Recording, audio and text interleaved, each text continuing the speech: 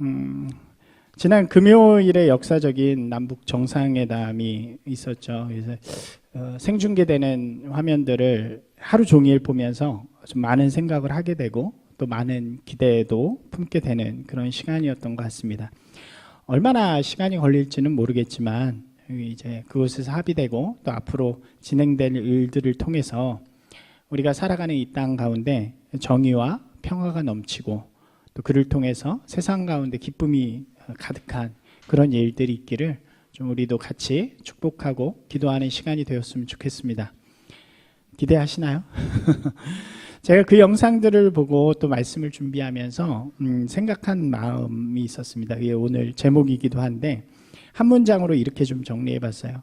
좋은 것보다는 옳은 것을 추구할 때 역사가 시작된다. 한번 같이 한번 해볼까요? 좋은 것보다는 옳은 것을 추구할 때 역사가 시작된다. 그죠? 한 공동체의 리더의 역할을 맡은 그런 리더가 자신에게 맡겨진 그 자리를 위해서 옳은 것을 추구하기보다는 자신의 자리를 위해 자신을 위해서 좋은 것을 추구할 때 그 공동체는 어려움을 겪게 되고 역사는 후퇴하게 되는 것 같습니다. 우리가 그것을 이미 이전에 많은 일들을 통해 보았잖아요. 이것은 근데 큰 나라, 큰 공동체에 적용되는 것만이 아니라 우리 삶의 자리에서 우리 모두에게도 마찬가지인 것 같아요. 그죠? 가정에서 가장이 가족을 위해 살아가는 것이 아니라 자기의 욕심을 채우면 가족이 어려움을 겪게 되겠죠. 교회도 마찬가지고요. 또 우리의 삶의 자리에서 동일하게 일어날 수 있는 일이라고 생각되어집니다. 우리가 모두 우리 삶의 자리에서 옳은 것을 좀 추구할 수 있는 그런 저와 여러분이 되기를 소망합니다.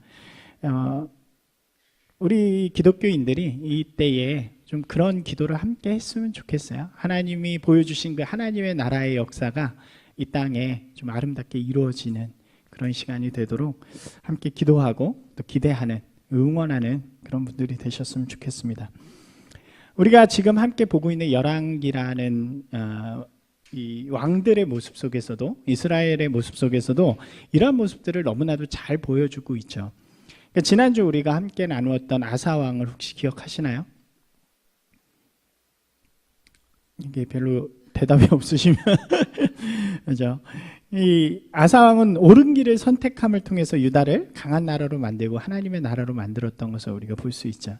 오늘은 그 반대를 좀 보려고 그래요.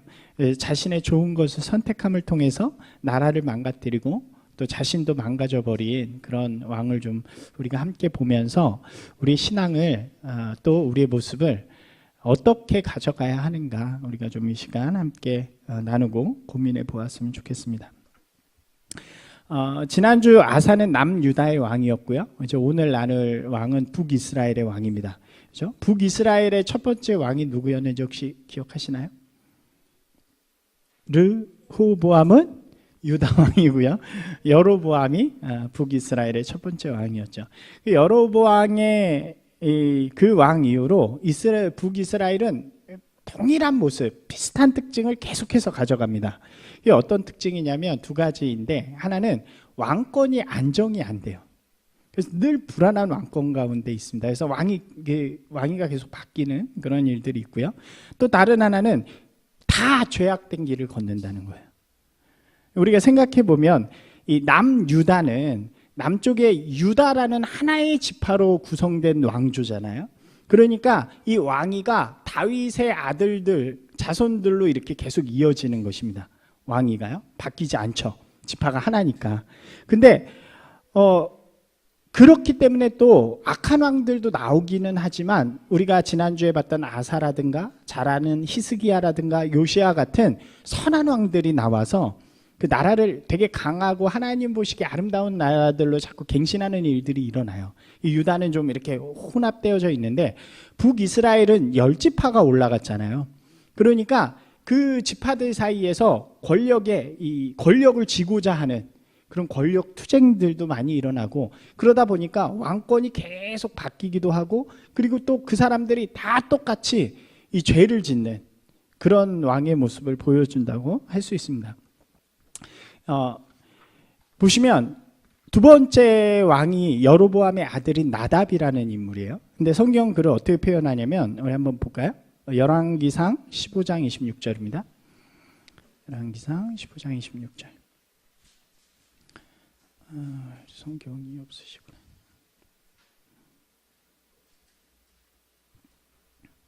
예, 한번 같이 읽겠습니다.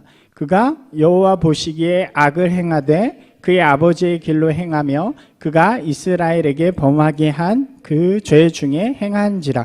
그러니까 아버지의 길을 그대로 갔다는 이야기를 성경에서 이야기하죠.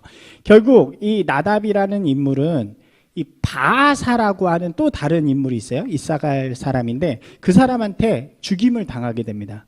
뒤에서 칼로 팍 찌르고 이렇게 죽는 거죠. 그런데 이 바아사가 얼마나 잔인한 인물이었냐면 그 나답을 죽이면서 여로보암의 가족들을 다 싸그리 다 죽여요. 왜 우리나라도 그렇잖아요. 반란이 일어나면 그 3대를 멸하고 뭐 이러는 것처럼 다시 자기한테 못 덤비도록 다 이렇게 죽이게 됩니다. 근데 이 바아사가 그렇게 행하고 왕이 됐는데 바아사도 똑같은 길을 걸어요. 34절에 보면 그도 여로보암의 길을 동일하게 걸었다 이렇게 이야기를 하거든요. 그리고 그의 왕권은 그 다음 때에 아들인 엘라라는 인물에게로 또 넘어갑니다. 근데 엘라가 왕이 된 지 2년 만에 그 군대 장관이었던 시므리라는 이 인물들은 다 기억할 필요는 없어요. 시므리라는 인물에 의해서 이렇게 죽임을 당합니다. 그러니까 이 엘라라는 인물이 우리나라 왕으로 생각해 보면 그 연산군하고 비슷했던 것 같아요. 맨날 궁중에다가 사람들 불러놓고 술판을 벌리고 맨날 놀고 막 이러는 일들. 그래서 우리나라의 흥청망청이 그때 나온 거라잖아요. 그런 것처럼 이렇게 맨날 그렇게 노니까 그 군대 장관이었던 시므리라는 인물이 이렇게 들어와가지고 그 엘라를 찔러서 죽입니다. 그리고 나서 자기가 왕이 되는데 이 시므리도 똑같은 일을 해요. 이 바하사의 가족들을 다 몰살을 시키는 그런 일들을 하게 됩니다. 그리고 나서 왕이 돼요. 이 군대 장관이었던 사람이 밖에서 들어와서 궁중에서 엘라를 죽이고 왕이 되는 거죠. 근데 그 이야기를 밖에 있던 군대 사람들하고 백성들이 듣게 되는데 그걸 인정을 못 하는 거예요. 그래서 사람들하고 군대 사람들이 오물이라는 또 다른 군대 장관을 딱 왕으로 세워가지고 그 궁중을 공격하게 합니다. 그래서 궁중에서 결국 시므리는 이 자기가 질 수밖에 없는 상황이 몰리자 그 왕궁을 다 불태워버리고 자신도 같이 죽게 되고 그 다음에 이제 오므리가 왕이 되는 그런 역사들이 성경에 계속 등장을 하게 되는 거죠. 이 북이스라엘의 역사는 계속 이런 식으로 진행이 돼요. 근데 그 중에서도 좀 강한 왕조가 있었어요. 방금 본 것처럼 2대 뭐 1대 뭐 이랬었는데 강한 왕조가 어디냐면 방금 그 시므리를 죽인 오므리라는 사람. 그래서 오므리 왕조라고 하는데 이건 좀 기억해 두시는 게 좋아요. 한번 해볼까요? 오므리 왕조. 이 오므리라는 왕조는 5대에 걸쳐서 4대에 걸쳐서 48년 동안 왕위를 계승합니다. 그리고 이 오므리 왕조를 없애는 게 예후 왕조라고 또 있는데 예후 왕조는 5대에 걸쳐서 102년 동안 이렇게 합니다. 그리고 그 뒤에는 한 몇 년 이렇게 하면서 그냥 계속 바뀌다가 멸망을 하게 되는 그런 이 역사를 가져요. 여러분들이 좀 기본적으로 그런 역사 가운데서 오늘 이야기를 좀 같이 시작해 보았으면 좋겠습니다. 오므리 왕조를 우리가 왜 기억을 해야 되냐면 오므리 왕조에 가장 특별히 악한 왕이 존재했기 때문에 그래요. 오므리라는 왕도 굉장히 악한 짓을 많이 했는데 오므리보다 더 악한 짓을 많이 한 왕이 여기 등장합니다. 우리가 아시나요? 이스라엘에서 가장 악한 왕. 예, 아합이라는 인물이잖아요. 그게 바로 오므리의 아들입니다. 그래서 이 얼마나 악한 왕이었는가를 오늘 우리가 읽은 성경 말씀에서 우리에게 이야기해 주고 있죠. 앞에 본 것처럼 왕들이 다 악했는데 그 왕들은 잽도 안 되게 가장 악한 왕이 아합이었다라고 성경은 설명합니다. 다시 한번 읽어볼까요? 주보에 있는 말씀이었죠. 열왕기상 16장 30절에서 33절 말씀입니다. 같이 읽겠습니다. 오므리의 아들 아합이 그의 이전의 모든 사람보다 여호와 보시기에 악을 행하여 느밧의 아들 여로보암의 죄를 따라 행하는 것을 오히려 가볍게 여기며 시돈 사람의 왕 엣바알의 딸 이세벨을 아내로 삼고 가서 바알을 섬겨 예배하고 사마리아에 건축한 바알의 신전 안에 바알을 위하여 제단을 쌓으며 또 아세라 상을 만들었으니 그는 그 이전에 이스라엘의 모든 왕보다 심히 이스라엘 하나님 여호와를 노하시게 하였더라. 그러니까 이전에 어떤 왕보다도 가장 악한 왕 누구요? 아합. 예, 기억하시면 좋아요. 예, 그는 여로보암의 길을 따르되 그것을 더 심각하게 한 그런 사람이라고 가장 먼저 소개하죠. 우리가 본 것처럼 여로보암의 길은 어떤 길이었나요? 이게 자꾸 이렇게 시리즈는 쌓여져 가는 거예요. 기억하셔야 돼요. 여로보암의 길은 자신의 안위를 위해서 하나님을 이용한 사람이잖아요. 삶의 목적을 자신에게 두고 모든 것, 왕의 자리, 능력, 환경, 심지어 하나님까지도 자신을 위해서 사용하는 그런 사람이 바로 여로보암이었는데 그 길을 그대로 행한 것뿐만 아니라 그것보다 더 심하게 그 길을 갔다라고 성경은 이야기합니다. 그리고 그가 어떤 모습을 보여준다고 이야기하냐면 신앙의 혼합주의를 만들어가요. 그러니까 당시에 이스라엘이 죄를 범했다 할지라도 그들의 국교는 여전히 뭐였을까요? 그러니까 그들이 나눠지긴 했어도 여전히 그들 백성들 그 사람들이 따르는 하나님은 야훼 하나님이었고 그들이 지키는 것은 율법의 계명들이었던 거죠. 그러니까 백성들이 기본적으로 하나님을 섬기는데 조금 잘못된 정도, 왕이 조금 잘못된 길을 가라고 하는 정도의 모습이었는데 아합이 왕이 된 이후에 이 본격적으로 그 신앙들이 다 파괴되고 훼손되고 오염되기 시작하는 거죠. 보시면 그의 아버지인 오므리가 아까 말씀드린 걸 기억해 보시면 그 위에 왕이 시므리가 왕궁에 있다가 그걸 다 불태웠다고 했잖아요. 그러니까 그 불이 다 타니까 그 왕궁을 다른 데다 옮기는데 그때 만든 도시가 사마리아라는 도시예요. 그 사마리아의 도시를 만들면서 거기다 새로운 왕궁도 짓고 아합은 거기에서 정치를 시작을 합니다. 왕으로서. 근데 거기에다 오늘 말씀 보니까 뭘 만들었다 그래요? 바알의 신전과 아세라의 우상들을 만들었다는 거죠. 지금 하나님을 섬기는 나라에서 자신의 정치의 방향을 어디에다 뒀다는 거예요? 이방신이 바알과 아세라에 두었다는 것을 이야기합니다. 근데 거기에다가 또 여자가 등장하는데 우리가 지난주에도 여자 얘기를 했잖아요. 이 이세벨이라는 여자가 아주 기가 막힌 여자예요. 여기에는 뭐라고 되어 있냐면 시돈 사람이라고 되어 있잖아요. 시돈이라는 곳이 어디냐면 그 그리스 신화의 모태가 되는 곳이에요. 그래서 바알과 아세라의 우상이 시작된 곳이기도 하고 굉장히 악한 곳이죠. 근데 그곳에서 왔는데 그냥 온 것이 아니라 그곳의 왕의 딸인 거죠. 공주죠. 근데 그 나라는 신정국가예요. 그래서 왕이 제사장입니다. 그래서 다시 한번 보시면 아빠의 이름이 뭐였어요? 엣바알이잖아요. 바알을 섬기는 제사장이라는 의미죠.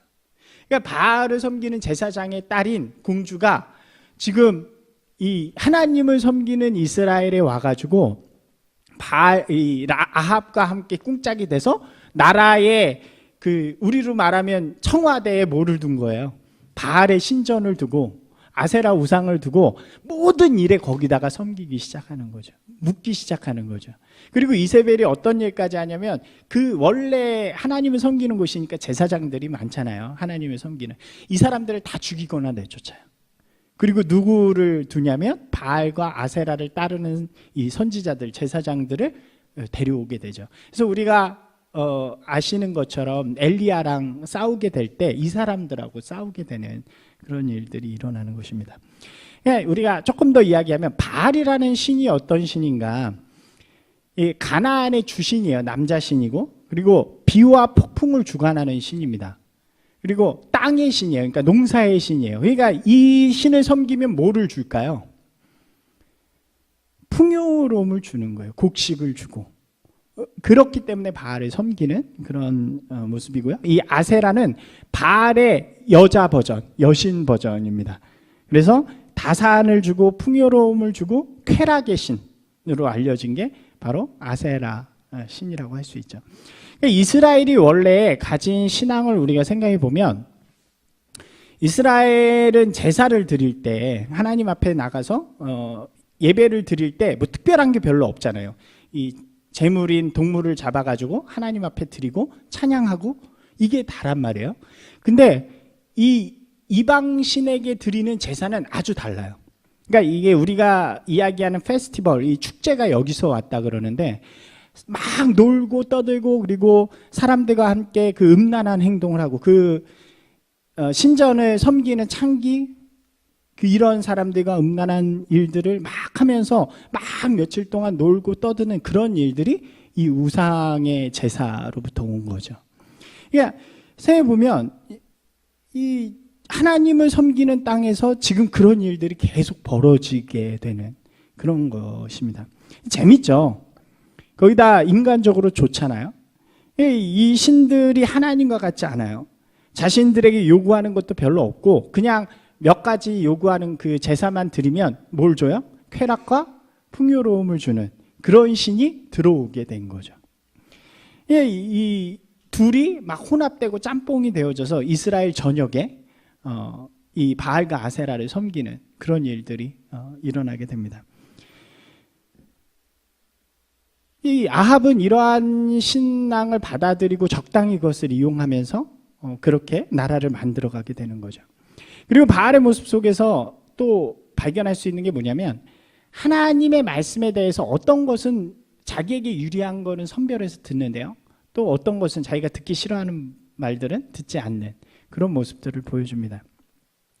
지금 말한 이 아합에 대한 모습들을 잘 보여주는 이야기가 몇 가지 성경에 등장해요. 그래서 오늘 한 2가지 정도만 여러분들에게 그 이야기들을 소개하려고 그래요. 그러니까 엘리야가 등장하는데 엘리야 이야기는 우리가 다음에 따로 떼서 하려고 그러고요.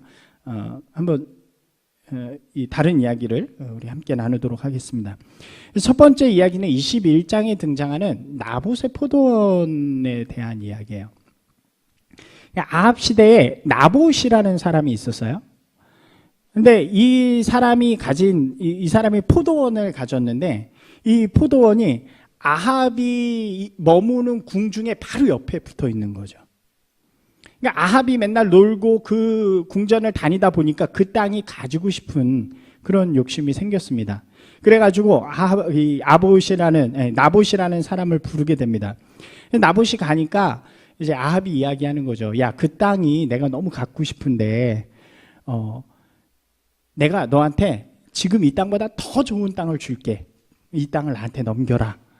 그게 싫으면 내가 지금 이걸 팔게 되면 더 받는 돈보다 더 많은 돈을 줄 테니까 너 나한테 이것을 넘겨라 라고 이야기를 합니다. 여기까지 아무 문제가 없죠.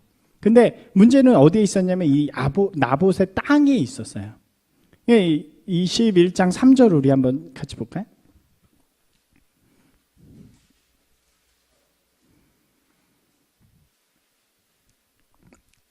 함께 읽겠습니다. 찾으셨나요? 예, 같이 읽어볼게요. 나봇이 아합에게 말하되 내 조상의 유산을 왕에게 주기를 여호와께서 금하실지로다 하니 이렇게 말하죠. 이게 무슨 얘기냐면 이 레위기에 기록된 율법에 보면 이 조상에게 준 땅을 다른 사람에게 양도를 못해요. 그러니까 이렇게 가문이 가진 땅.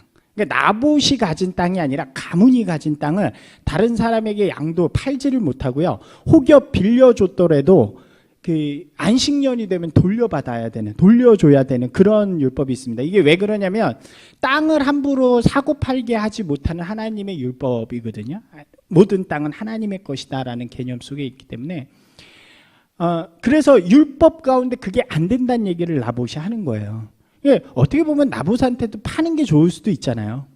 그죠? 근데 나봇은 뭐를 지키는 거예요, 지금? 하나님의 말씀을 지키려고 그게 안 된다는 얘기를 해줍니다. 이 아합이 어떻게 했을까요? 아합이 우리가 성경을 좀 읽어보면 제가 이번에 다시 차근차근 읽으면서 느꼈는데 굉장히 애 같아요. 그러니까 그게 안 되니까 근데 안 되는 이유가 뭐예요? 하나님의 말씀, 율법 때문이잖아요. 그러니까 속이 상해. 그래가지고 집에 가서 드러누워요. 그리고 끙끙 압니다. 나 너무 저거 갖고 싶은데 저거 왜 안 줘? 이러면서 우리 그 애들도 그럴 때 있잖아요. 뭐 사달라 그랬는데 안 주면 끙끙 앓는 것처럼 들어 눕게 되고 막 그렇게 되는 거죠. 한번 볼까요? 4절 말씀 한번 보세요.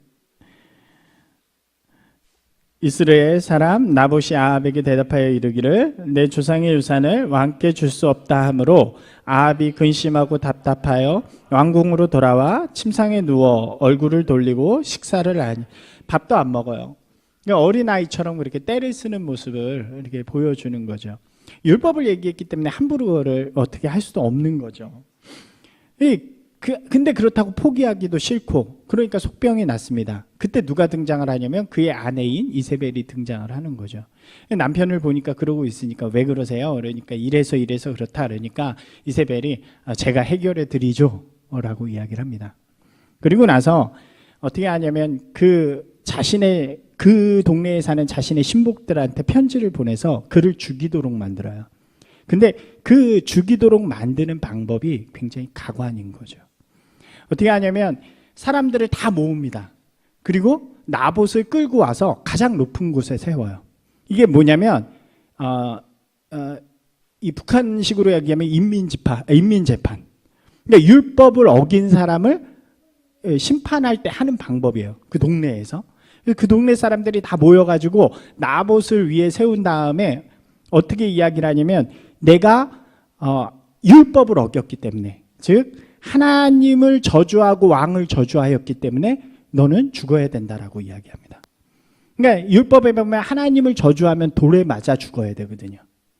그러니까 하나님을 저주했다 그러는 거예요. 근데 증거가 있어야 되잖아요. 그러니까 증인을 2명을 사요. 그래서 없던 일을 만듭니다. 그래서 사람들이 가서 저 사람이 하나님을 저주하는 것을 내가 들었습니다 라고 이야기하는 거죠. 그러고 나서 실제로 나봇은 돌에 맞아서 죽게 됩니다. 그리고 이세벨은 그 얘기를 듣고 아합에게 얘기하는 거죠. 나봇이 죽었습니다. 여러분 아합이 어떻게 했을까요? 그 이야기를 듣고 21장 15절 16절 한번 읽어볼까요? 같이 읽겠습니다. 이세벨이 나봇이 돌에 맞아 죽었다 함을 듣고 이세벨이 아합에게 이르되 일어나 그 이스라엘 사람 나봇이 돈으로 바꾸어 주기를 싫어하던 나봇이 살아있지 아니하고 죽었나이다. 아합은 나봇이 죽었다 함을 듣고 일어나 포도원을 차지하러 그리로 내려갔더라. 욕심을 부려요. 그죠? 그런데 그것이 하나님의 뜻에 어긋나서 거절을 받습니다. 그런데 그것을 차지하기 위해서 지금 뭐를 사용한 거예요? 하나님의 율법을 사용합니다. 그리고 사람을 죽이고 자신의 욕심을 채우는 거죠. 이러한 모습이 바로 아합의 모습을 우리에게 잘 보여주는 그런 장면이라고 이야기할 수 있습니다. 또 하나의 이야기가 바로 그 뒤에 등장을 해요. 22장에 등장하는 이야기입니다. 아합이 이스라엘의 왕일 때 유다가 아사의 아들인 여호사밧이라는 왕이었어요. 둘은 사돈지간이었어요. 그러니까 이 아합의 딸인 아달랴하고 또 여호사밧의 아들인 여호람하고 둘이 결혼을 하게 됩니다. 그러니까 사이가 좋아진 거죠. 그 전까지만 해도 이 북이스라엘과 남유다가 싸웠거든요. 근데 왜 화해를 하게 됐냐면 그 옆에 아람이라는 굉장히 강한 나라가 등장을 해요. 그러니까 왜 보통 그러잖아요. 우리끼리도 싸우다가 누군가 강한 적이 나오면 손잡고 싸우는 것처럼 함께 싸우는 그런 관계가 됩니다. 그래서 여호사밧 시대에 아합과 연합을 해서 아람과 대적을 하게 되는 거죠. 특별히 이 아합은 이 아람과 싸워서 이긴 적이 있었어요. 그 전에. 그래가지고 이번에는 이 사돈인 여호사밧을 불러가지고 이렇게 이야기합니다. 우리 이번에 같이 이 아람을 치자. 길라나못이라는 곳이 있는데 그 땅이 원래 우리 땅 아니었냐. 우리가 가가지고 저 아람을 치고 그 땅을 빼앗자라고 이야기를 하게 됩니다. 이 여호사밧은 생각해 보니까 이게 자기네가 그렇게 강하진 않거든요. 예, 그리고 거기다가 여호사밧은 아사의 길을 따르는 사람이라서 하나님을 잘 섬기던 왕입니다. 그래서 아합에게 이야기하는 거예요. 하나님한테는 물어보셨나요? 하나님을 따르는 선지자들한테 물어보셨나요? 이렇게 이야기를 합니다. 그랬더니 아합이 좋다, 그럼 물어보자. 그러고 나서 선지자 400명을 데리고 와요. 400명을 데리고 왔는데 이 400명이 다 뭐라고 이야기할까요? 올라가세요. 싸우세요. 싸우면 무조건 승리할 것입니다. 라고 그렇게 이야기를 하게 됩니다. 그래서 싸워요. 이렇게 싸워가지고 얘기를 하니까 400명이 그렇게 얘기하니까 봐라, 나가서 싸우라 그러지 않느냐, 이렇게 이야기를 하는 거죠. 근데 문제는 이 400명이 어떤 선지자였냐면 바알과 아세라를 섬기는 선지자였습니다. 아까 말씀드렸잖아요. 다 그 여호와를 섬기는 선지자들은 다 쫓아내고 이제 바알과 아세라를 섬기는 사람들만 남겨놨으니까요. 이 여호사밧이 보니까 이상한 거라.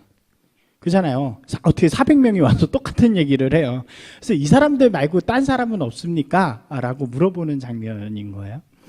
그러니까 이 여호사밧이, 아합이 아무리 생각해봐도 다른 사람들 다 쫓아내고 죽였거든요. 근데 한 명이 생각난 거예요. 말 더럽게 안 듣는 미가야라는 한 인물이 있는데 그 사람은 쫓아내도 안 나가고 버티면서 있는 사람이 있는데 맨날 자기한테 나쁜 소리만 하는 거예요. 그렇죠? 맨날 나쁜 길을 가니까 나쁜 소리만 하겠죠. 그래서 이야기를 해요. 한 명이 있는데 나한테 맨날 좋은 말 안 하는 사람이 있어서 좋게 얘기 안 할 텐데 그래도 들어보실라고? 이렇게 이야기를 하는 거죠. 한번 볼까요? 22장 8절입니다.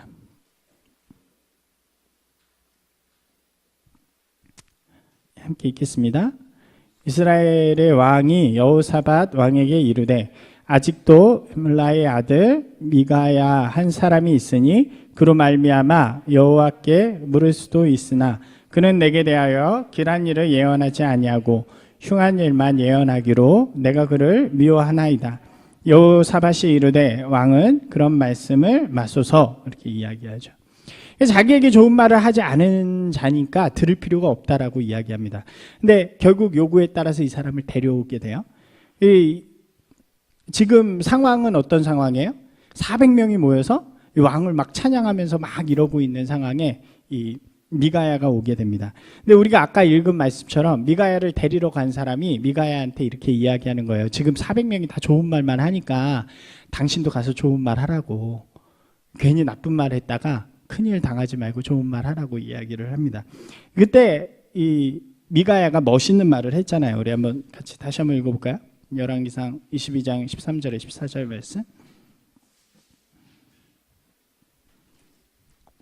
주보에 나와 있죠. 같이 읽어보겠습니다. 미가야를 부르러 간 사신이 일러 이르되 선지자들의 말이 하나같이 왕에게 길하게 하니 청하건대 당신의 말도 그들 중 한 사람의 말처럼 길하게 하소서. 미가야가 이르되 여호와께서 살아계심을 두고 맹세하노니 여호와께서 내게 말씀하시는 그것을 내가 말하리이다. 멋있게 이야기를 하죠. 그리고 그 앞에 갑니다. 그래서 왕이 내가 올라가도 되겠냐라고 물으니까 이 사람이 좀 비꼬아요. 처음에는 올라가십시오, 승리하실 거예요, 이런 식으로 얘기를 하는 거죠. 그러니까 이 왕이 이상하거든. 항상 자기한테 이렇게 나쁜 말 하던 사람이, 그래서 진짜로 얘기해 보라고 하나님이 뭐라 그러시냐 그랬더니 그렇게 이야기합니다. 당신이 이스라엘 사람들을 데리고 밖에 나가면 하나님께서 그 무리를 다 흩으실 것이고 그 머리, 그러니까 목자를 베어버리겠다, 이렇게 말씀하십니다. 그래서 결국 나중에 실제로 아합이 아람과의 전투 속에서 죽게 되는 그런 일들이 일어나죠. 그러니까 그렇게 이야기를 해요. 왕의 목숨을 잃고 패배할 것이다라고 이야기합니다. 그 말을 들은 아합은 어떻게 반응했을까요? 우리가 생각해 볼 수 있겠죠. 아합은 여호사밧을 향해서 이렇게 이야기해요. 저거 봐요. 저거 봐요. 내가 그런다 그랬잖아요. 실제로 그렇기 때문에 저거는 별로 아니니까 신경 쓰지 마십시오. 그리고 미가야를 옥에 가두고 이렇게 괴롭히는, 이렇게 벌을 주는 그런 일들을 하게 되고 자신의 뜻대로 전쟁에 나갔다가 결국 전쟁에 패배하고 목숨을 잃게 되는 그런 일들이 있는 것입니다. 두 가지 스토리, 에피소드를 말씀드렸어요. 이게 아합이라는 인물의 특성을 잘 보여주는 사건들이라고 할 수 있겠죠. 아합이라는 인물은 어떤 인물인지 좀 머리에 들어오시나요? 하나님께서는 이런 아합에 대해서 되게 분노하시고 매우 미워하셨다라고 이야기하는 거예요. 아합은 철저히 옳은 길이 아니라 자신에게 좋은 길을 선택하고 그런 길을 추구하는 삶을 살아가게 됩니다. 이 여로보암의 길을 완벽하게 걸어감을 통해서 또 여호와 신앙을 이방 신들과 혼합시켜가는 일들을 통해서 또 하나님의 말씀을 외면하는 것을 통해서 그렇게 살아가게 되고 그의 그러한 죄악은 그뿐만이 아니라 그 시대를 망가뜨리는 그런 모습을 가져가게 되었다는 거죠. 오늘 이 아합의 이야기를 보면서 우리가 우리의 믿음을 좀 돌아보았으면 좋겠어요. 여러분, 과연 나는 하나님 앞에서 어떤 신앙의 모습을 가지고 있는가? 나는 과연 하나님 앞에서 옳은 것을 추구하고 따르는 사람인가? 아니면 좋은 것을 선택하고 추구하는 사람인가? 그것을 오늘 이 시간 좀 고민하는 시간이 되었으면 좋겠습니다. 제가 3가지 질문을 할 거예요. 이 질문에 여러분들이 한번 솔직하게 대답해 보셨으면 좋겠어요. 가장 첫 번째 질문은 내 인생의 방향과 목적이 나와 우리에만 머물러 있지 않은가? 그렇죠. 우리의 삶의 목적이요, 나의 행복, 나의 기쁨, 나의 욕망을 채우는 것이고 나와 함께한 사람들이 잘 되는 것에만 그렇게 머물러 있으면 우리는 그것을 위해 옳지 않은 것을 선택할 수 있는 거예요. 우리의 유익을 위해서 악을 선택하고 그것이 우리에게 좋은 것이라고 말할 수 있는 거죠. 자신들을 위해서 불법과 불의를 행하면서 그것이 하나님이 원하시는 일, 하나님의 일이라고 이야기할 수 있는 거죠. 마치 나봇의 포도원을 빼앗기 위해서 하나님의 일을 했다고 말하는 아합과 이세벨의 모습과 같이. 여러분, 우리가 옳은 것을 선택하기 위해서는요, 내 삶의 방향이 나와 우리에 갇혀 있어서는 안 되고요, 하나님과 하나님이 주시는 그 마음을 바라볼 수 있어야 한다는 거죠. 하나님이 향하고 계시는 그 마음, 하나님이 우리에게 주신 사명을 바라볼 때 우리는 옳은 것을 선택할 수 있는 그런 사람들이 되는 것입니다. 제가 이번 금요일에 그것을 보면서 김정은 위원장의 말 중에 가장 마음에 와닿았던 말이 하나 있어요. 그게 뭐였냐면 그렇게 이야기하는 거예요. 그가 그쪽의 인민들, 그러니까 북한의 주민들의 얼굴에 웃음이 떠나지 않게 해주고 싶다. 저는 그게 되게 놀라운 말이었어요. 왜냐하면 제가 생각하던 그 사람들은 자신들을 위해서 이 사람들을 이용하는 그런 사람들이었거든요. 그래서 이번 회담의 키워드가 평화와 번영이라는 말이었죠. 그렇게 생각해 봤어요. 아마도 이게 너무 잘 되면 김정은이라는 사람은 자신이 누리고 있던 것을 지금처럼 누리지 못할 수도 있잖아요. 독재가 무너질 수도 있고. 그럼에도 그가 결단을 할 수 있었던 이유는 그가 이 사람들의 행복을 바라봤기 때문이라는 거죠. 저는 그것이 진짜 모습이었으면 좋겠어요. 그의 진짜 모습이었으면. 진짜 역사는요, 자신의 욕심이 아닌 올바른 가치를 추구할 때부터 시작되어지는 것입니다. 우리도 마찬가지죠. 우리가 옳은 것을 선택할 수 있는 길은 우리의 삶의 방향이 우리에게 주신, 나에게만 머물러 있는 것이 아니라 우리에게 주신 하나님의 마음, 하나님의 사명을 향하고 있을 때라는 것. 그래서 기억하는 분들이 되시기를 바랍니다. 두 번째 질문이에요. 내 신앙이 세상의 것들과 혼합되어져 있지 않은가? 우리가 가진 신앙이 순수하지 못하고 세상적인 것들과 혼합되어졌을 때 우리는 옳은 길을 선택할 수 없습니다. 그러니까 신앙은 인생을 이끄는 빛과 같은데 그 빛이 잘못되어져 있으면 우리가 선택이 잘못될 수밖에 없다는 거죠. 보면 우리 안에 순수한 신앙들이 굉장히 오염되어져 있는 것을 발견할 때가 있죠. 잘못된 교회들의 모습을 보면 그런 모습들이 보일 때가 있잖아요. 무분별하게 사람을 따른다거나 심한 기복적인 신앙을 가졌다거나 무속적이기도 하고 신비적이기도 한 그런 신앙들이 이 시대 가운데 굉장히 많죠. 여러분, 우리가 좀 스스로 한번 돌아봤으면 좋겠어요. 나는 좀 오염되지 않은 신앙 가운데 있는가? 그죠? 우리가 세상적인 것을 갖고 와서 자꾸 교회 안에서 짬뽕할 때가 많은 것 같아요. 왜 그럴까요? 제가 그 생각을 말씀 준비하면서 생각해 봤는데 그게 쉬워서 그런 것 같아요. 익숙하니까. 어떤 게 있나요? 예를 들면 그런 거죠. 정한수를 떠놓고 기도하던 그런 우리나라의 무속적인 신앙들이 교회 안으로도 들어와서 굉장히 정성을 다해서 나의 원하는 것을 구하면 얻을 수 있다라고 생각하는 거죠. 그렇게 가르치기도 하고요. 그런데 성경은 뭐라고 이야기하나요? 옳은 것을 구하라고 이야기하잖아요. 하나님의 뜻을 구하라고 이야기하잖아요. 구하여도 받지 못하는 이유는 뭐 때문이라고 이야기해요? 욕심으로 구하기 때문이라고 이야기하잖아요. 무당이나 사자들에게 성심을 다해야 하는 신앙이 교회 안으로 들어와서 목사들한테 함부로 하면 저주를 받는 것처럼 이야기하잖아요. 조심하세요. 저한테 함부로 하면 저주를. 그죠? 이런 것들이 변질된 신앙이죠. 여러분, 무당에 가서 점 보고 예언 받을 때 어떻게 하나요? 뭘 주나요? 복채를 주잖아요. 그게 교회 그대로 들어와서 목사님한테 와서 기도받고 뭔가 부탁할 때 뭘 꼭 갖고 와요? 봉투를 갖고 와서 주잖아요. 그게 기독교 신앙에 원래 없는 것들이에요. 근데 그것이 마치 들어와서 기독교 신앙하고 짬뽕 되어지고 변질된 신앙을 통해서 우리의 좋은 것을 위해서 그렇게 사용하는 모습으로 변화되어져 간다는 거죠. 사랑하는 여러분, 온전하고 순전한 신앙 가운데 서는 분들이 되시기 바랍니다. 늘 고민해야 돼요. 이게 바른 신앙인가? 늘 고민하면서 무엇이 하나님을 기쁘시게 하고 무엇이 성경이 이야기하고 있는 신앙인가를 우리가 그냥 습관적으로 해왔던 것처럼 하는 것이 아니라 우리 신앙 가운데 그것을 고민하면서 나아가는 신앙이 되어야 된다는 거죠. 세 번째 질문입니다. 마지막 질문이에요.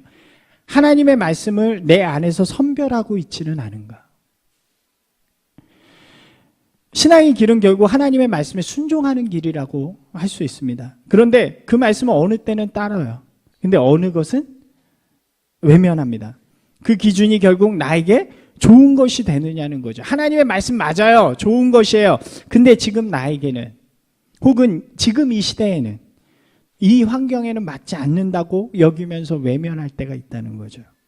여러분, 모든 죄에 대해서 용서받는 거 너무 좋죠? 안 좋으시나요? 좋아요. 그런데 다른 이들에게 관용하라는 말은 우리가 외면하면서 살죠. 믿음으로 구원받는 거 너무 감사하죠. 근데 그 구원을 대가 없이 나누어지는 일은 굉장히 어려운 일이 되어지는 거예요. 사랑 안에서 하나 되는 것은 너무나도 행복하죠. 그런데 사랑할 수 없는 원수까지도 사랑하라는 말은 우리가 도저히 들을 수 없는 말이 되어지는 거죠.